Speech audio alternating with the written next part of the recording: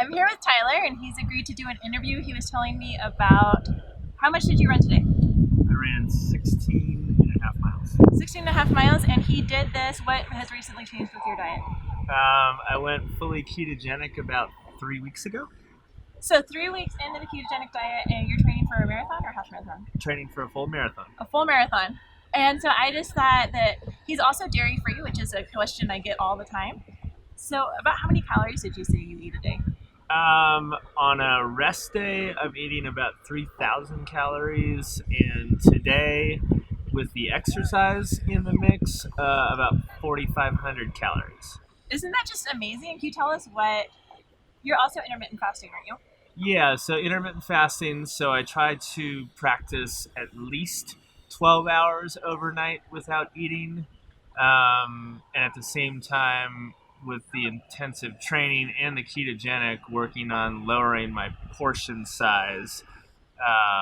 And because I'm tracking it, I know that I'm getting enough food. And so I feel like I've made my body run more efficiently, and not only water intake, but food intake seems like my body is utilizing that for energy better.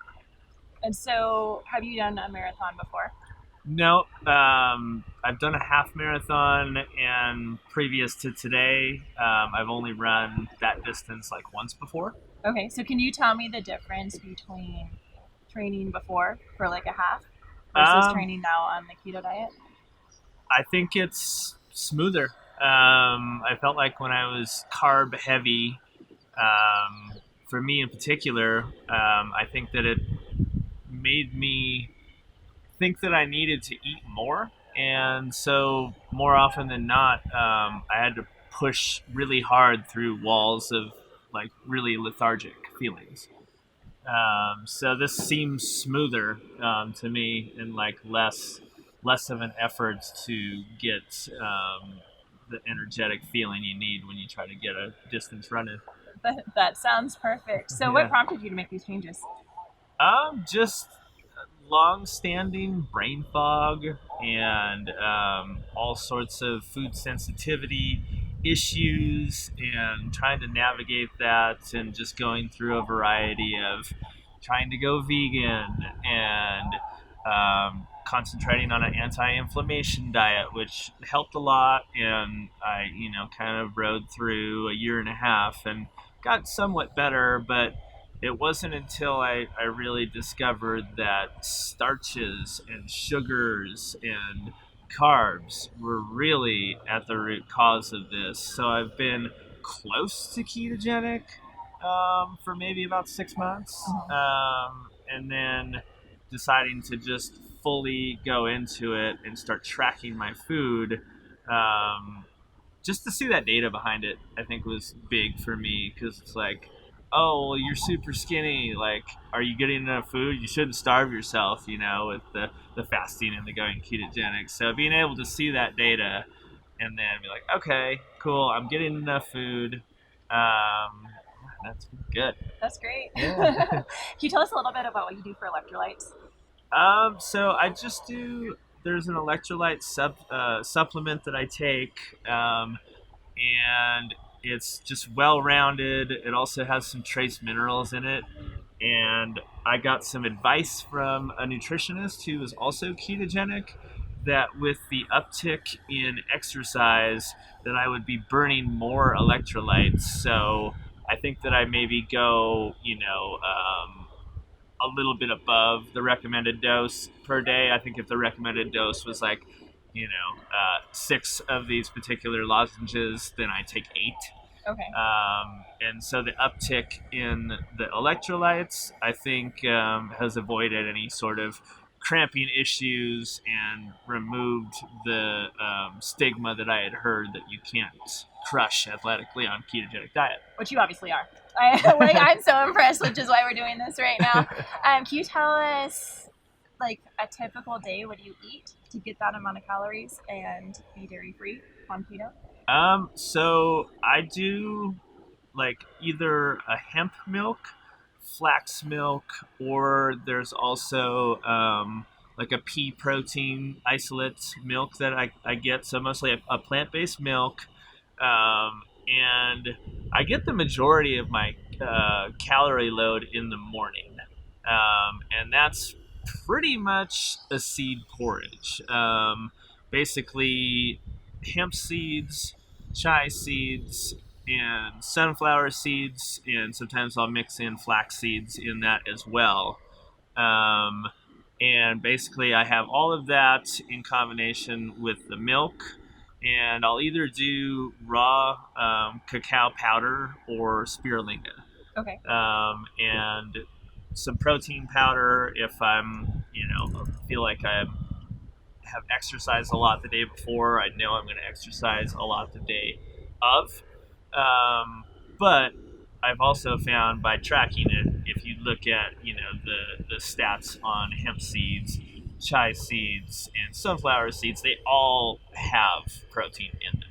Mhm. And from what I've been told from my nutritionist is like, so even if the protein counts on those are lower, it's a very soluble, easy for the body to utilize protein. Okay. So yeah, that's basically where I get if I do kind of like a cup or half, even just a half a cup of all of those, maybe equating to like two full cups of with everything all included.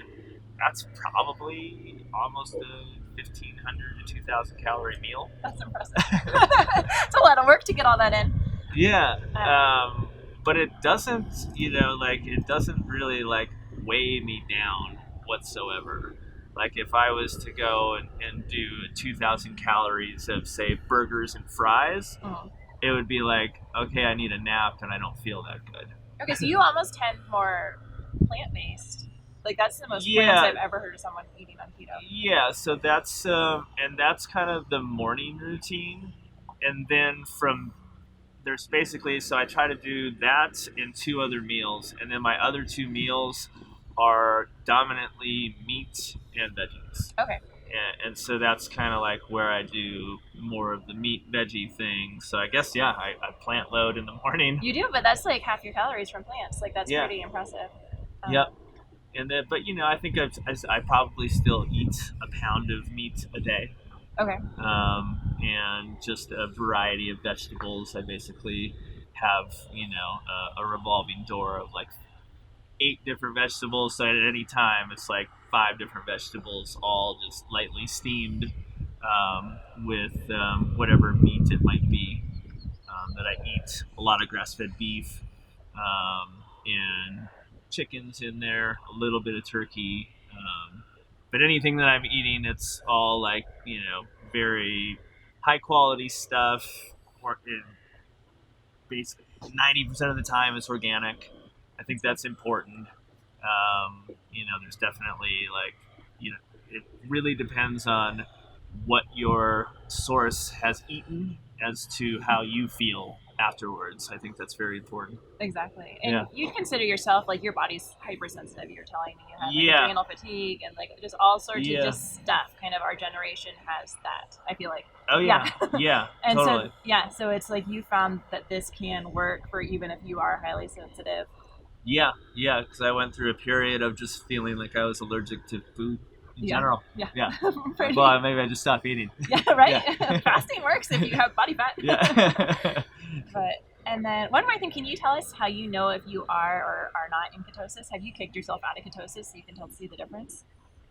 I don't know if I'm that attuned. I think what I haven't really gone into the full keto strip testing or anything like that, but if I eat something that is carb based and I have been very strictly on my program, I immediately switch from feeling like I am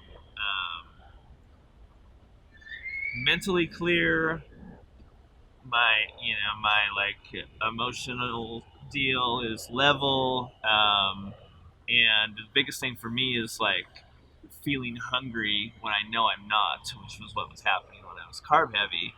And when I'm in full keto, I'm not that way. Like I eat, I actually feel satiated, I'm good, But then if I eat something that's carb based, which leads me to believe that maybe that's kicking me out of ketosis, light switch. I am mentally fuzzy. I can't think very well, and then I'm just like it's like I can't get enough food.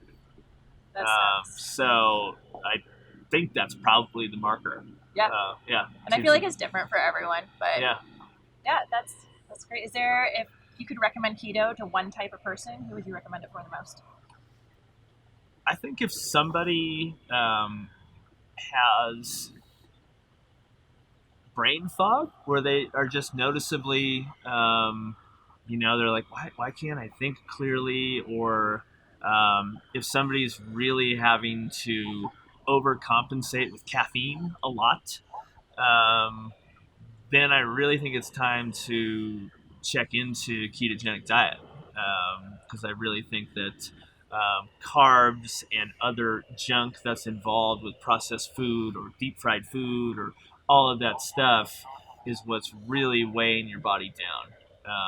And as well as being ketogenic, I haven't had caffeine in probably a year and a half, and I couldn't feel more energetic.